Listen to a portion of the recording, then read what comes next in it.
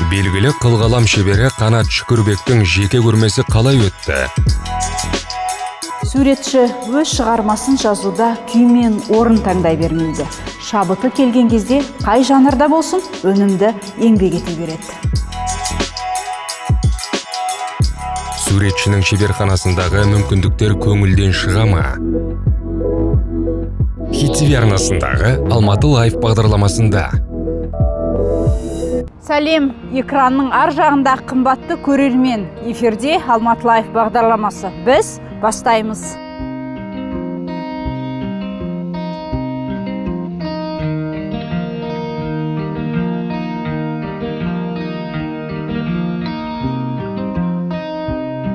Өн бойы өнерге толы, үнемі тың ізденісте жүретін шығармашыл жандар болады. Олар күн сияқты айналасына нұрын төгіп, өзгелерге қуаныш сыйлаудан тынбайды. Бір қуанатыны олар біздің ортамызда.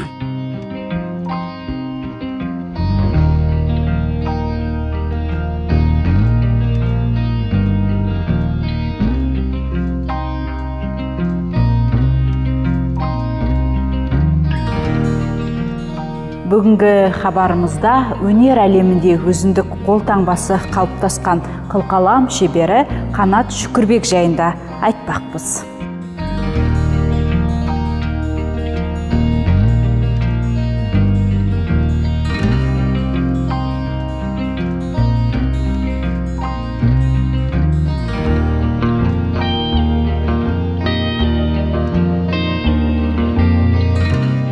Шүкірбек Қанат Тоқтарұлы 1961 жылы 12 наурызда бұрынғы Семей облысының Аягөз қаласында дүниеге келген. Суретші 1980 жылы Гоголь атындағы Алматы көркемсурет училищесін, ал 1990 жылы Мәскеудегі Василий Суриков атындағы Мемлекеттік академиялық көркемсурет университетінің графика мамандығы бойынша тамамдаған.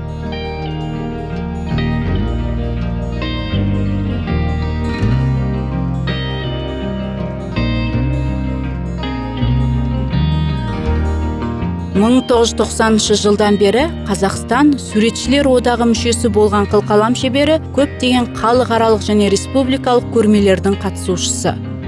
Мәселен, соның бірі 1995 жылы Жапонияда өткен халықаралық көркем плакат байқауының дипломанты. Ал 1987 жылдан бастап күні бүгінге дейін Темірбек Жүргенов атындағы Қазақ ұлттық өнер академиясында оқытушы, профессор.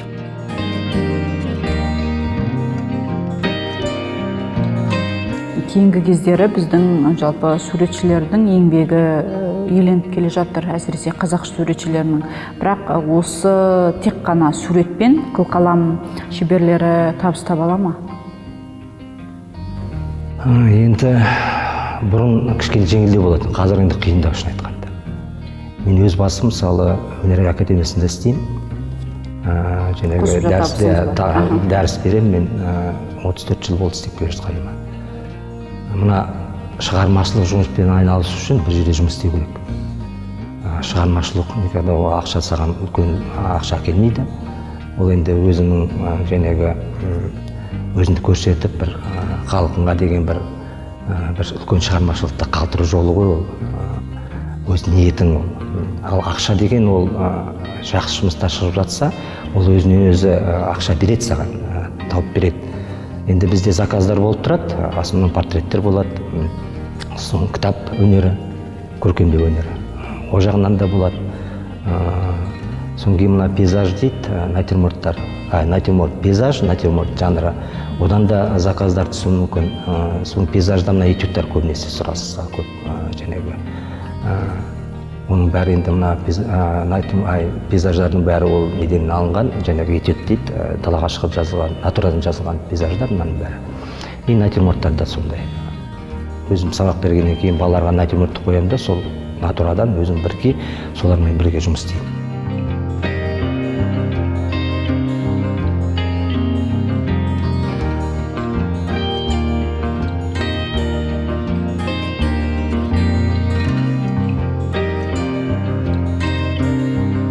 Суретшінің шығармашылығындағы тарихи сюжеттер драматизмнің ерекше рухына және болып жатқан оқиғалардың шындық сезіміне толы.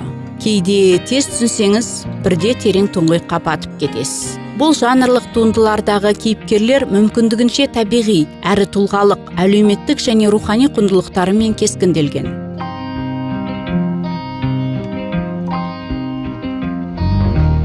Енді әр жұмыс әр уақытта алады, әр түрлі уақытта алады. Ол біріншіден шабытқа байланысты суретшінің, екінші жаңағы стиль дейді ғой, жаңағы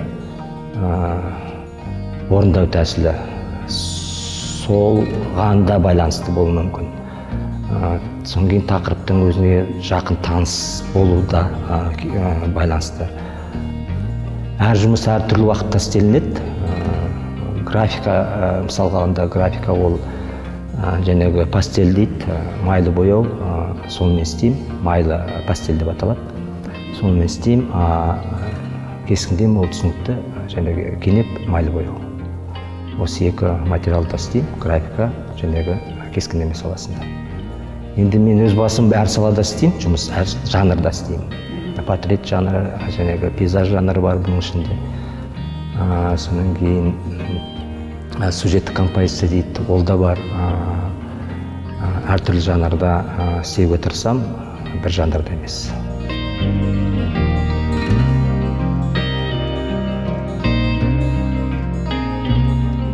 Мемлекеттік өнер музейіндегі Қанат Шүкірбектің «Өмір, өнер жолы» атты жеке мерейтойлық көрмесіне автордың 60-тан астам графикалық және кескіндемелік туындылары қойылған.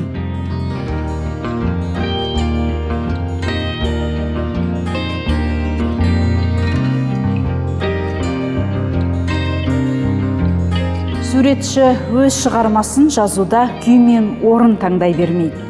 Шабыт келген кезде қай жанрда болсын өнімді еңбек ете береді.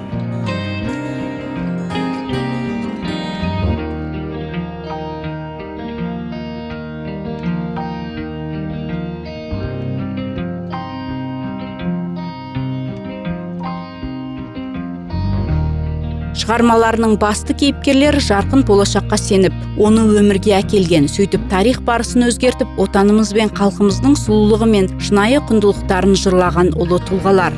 Экспозицияда қоғамның қазіргі өміріне, адамдардың жұмыс күндері мен демалысына арналған суреттер ұсынылған дейді көрме кураторы Ғалия Әли ханым.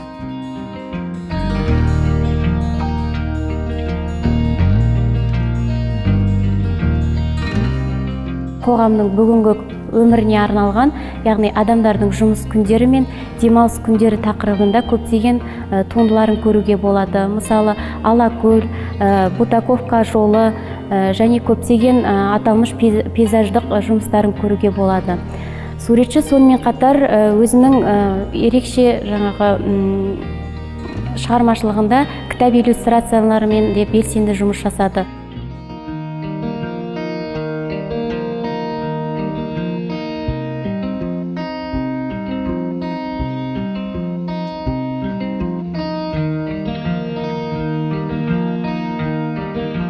Суретші өзінің картиналарында көрген көріністерін жандандырып, қуатты идея мен әсерлі суреттеумен кескіндеп баяндайды. Түспен, кеңістікпен және сызықпен батыл жұмыс істейді. Бай қанық түстер гаммасында Қазақстанның таңғажайып әдемі табиғатын, оның заттық әлемін бейнелейтін пейзаждар мен натюрморттар жазған.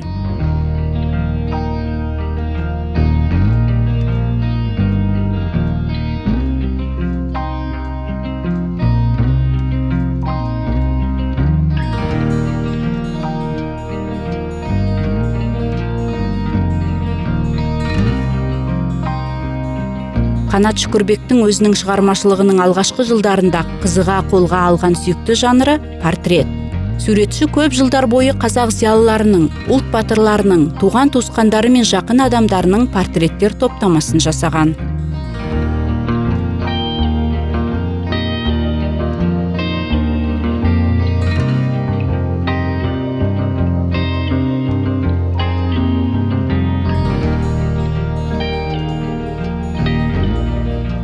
Қанат мырзаның жұмыстарының ішінен қазақ халқының ұлы тұлғалары Абай Құнанбаев, Мұхтар Әуезов, Шәкәрім Құдайбердіұлы, Жамбыл Жабаев сынды тұлғалардың портреттерін көруге болады. Бұл жұмыстарынан суретшінің шарттылықтан аулақ болуға, кейіпкерлерінің жан-жақты пластикалық сипаттамасын көрсетуге деген ұмтылысын көруге болады.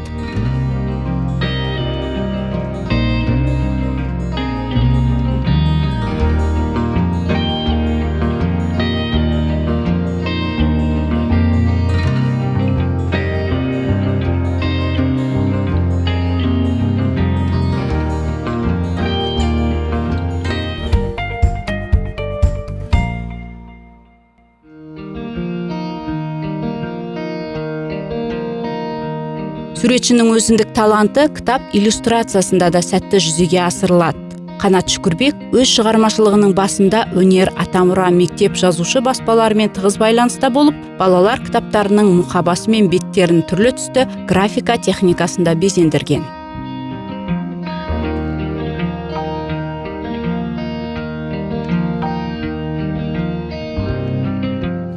Мына шығармашылық, айналысатын шығармашылықпен нағыз суретшілер дайындаймыз ғой, егер былай келетін болсақ. Бітіргеннен кейін кішкене қиындау. Балалар жұмыспен қамту жағы кішкене қиындау. Бізде былай, мен өз басым қазір кітап графикасында жұмыс істеймін.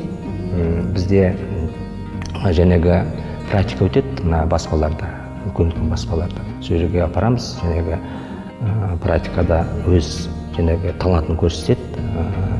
Егер ұнап жарататын болса, онда кейін бітіргеннен кейін жерге жұмыс қалады.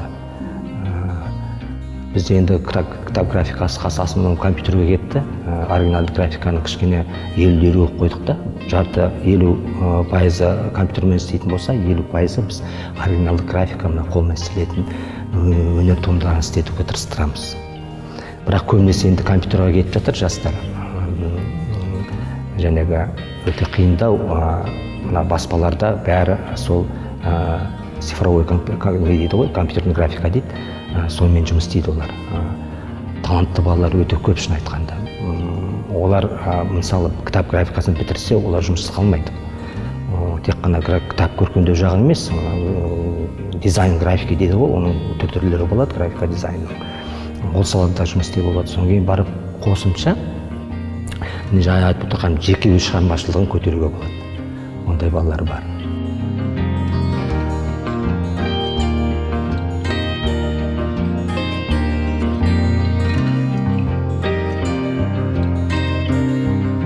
Өнер иесінің графикалық парақтары айқындығымен, мәнерлігімен, бейнелігімен және идеялық толықтығымен сипатталады. Кітаптарға арналған иллюстрациялары акварель қағазында түрлі түсті қарындаштармен, оның түйіршікті құрылыммен жасалған басқа да жұмыстары өзіндік атмосфералық жұмсақтығымен дараланады.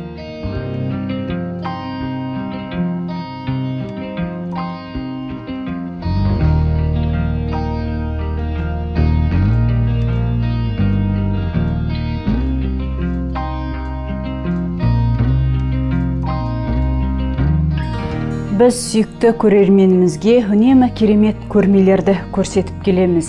Бірақ оның артында үлкен еңбек тұрады. Бүгін Қанат ағаның көрмесімен қоса арнайы шеберханасына келдік. Қанат аға, қалыңыз қалай? Рахмет, жақсы. Біріншіден рахметімді айтам шеберханамызға келгендеріңізге. Енді бұл шеберханада жәнегі өз шығармашылық жұмыстарым өмірге келеді. Осында жұмыс істеймін, жәнегі графика, кескіндеме жағынан. Ғажап туындыларыңыздың бәрі осы жерде туады. Қазір онда жұмыс процесін көрейік ендеше. Жұмыс процесі, мынау енді қазіргі істеп жатқан жұмыс, түнгі күн деп аталады. Енді бұл процесс кезінде әлі де жәнегі істелетін жұмыс басталу бар, аяқталу әлі алдыда деп ойлаймын. Жақсы.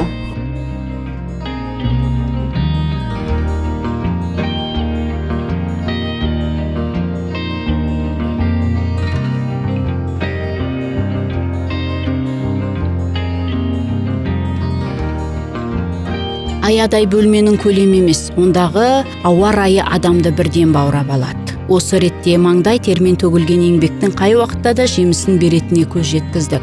Мұнда ең әуелі шығармашылық жұмыстың, нақтырақ айтсақ, бояудың иісі мұрын жарады екен.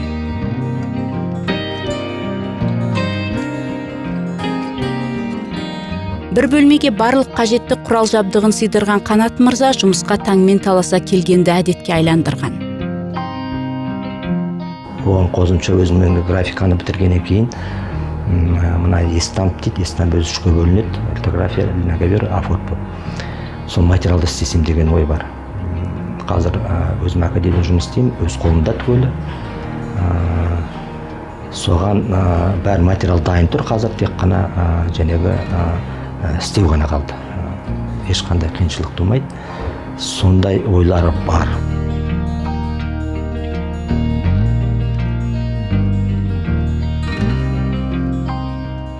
анам ол басқа техника істелген, мынау литография болса, ол леногравюра деп аталады.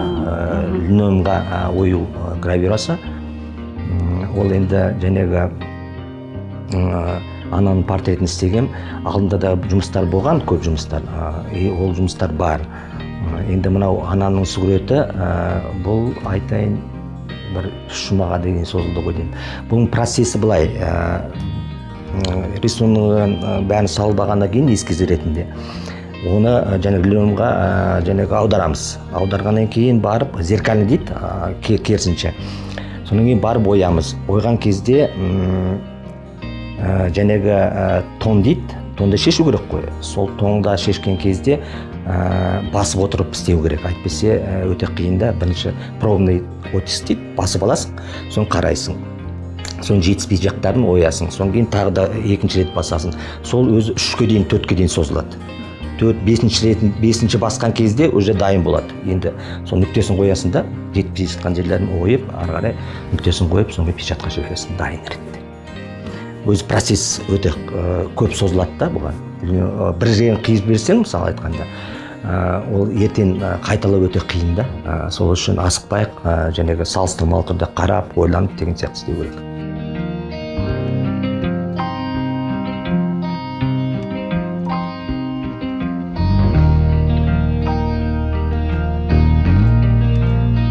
Үндемей жүріп қана үлкен істі дөңгелетіп әкететін Қанат мырза заман ағымына сәйкес бейнелеу өнеріндегі барлық жаңа жанрды көріп, соңғы үлгілерімен жұмыс жасауға жаны құштар болып шықты.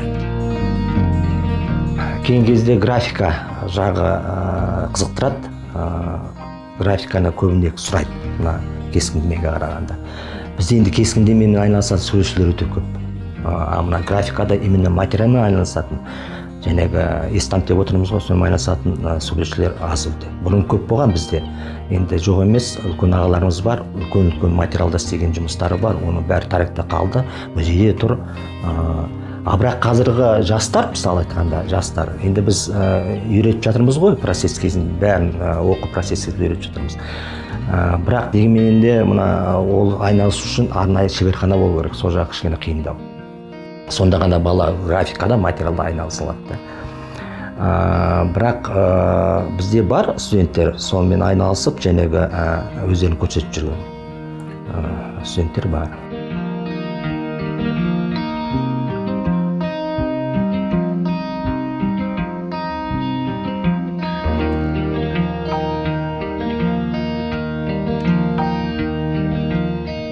Тың идеяларды жүзеге асыратын шеберханаға кіргеннен шыққанға дейін өзімізді танымал суретшідей сезініп, Қанат мырзаның орнына жайғасып, қылқаламмен аяқталмай тұрған туындысын бояп көрдік.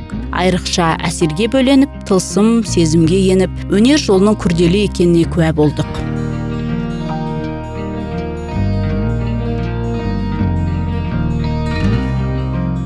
Әр туындысын туған баласындай көріп, оған көп уақыт бөліп, қамқорлықпен аялаған Қанат Шүкірбектің біраз еңбегі үлкен жинақ болып та шығып үлгерген.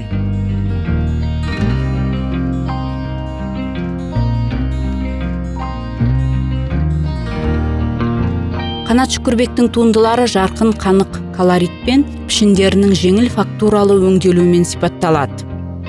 Ол қазақ ұлттық және бейнелеу өнерінің үздік дәстүрлеріне негізделген жаңа образдар жасаудың шебері. Шүкірбектің шығармашылығы арқылы біз суретшінің терең тарихымызға, халқына деген шынайы сүйіспеншілігін және еліміздің болашағына бейжай қарамайтынын байқадық.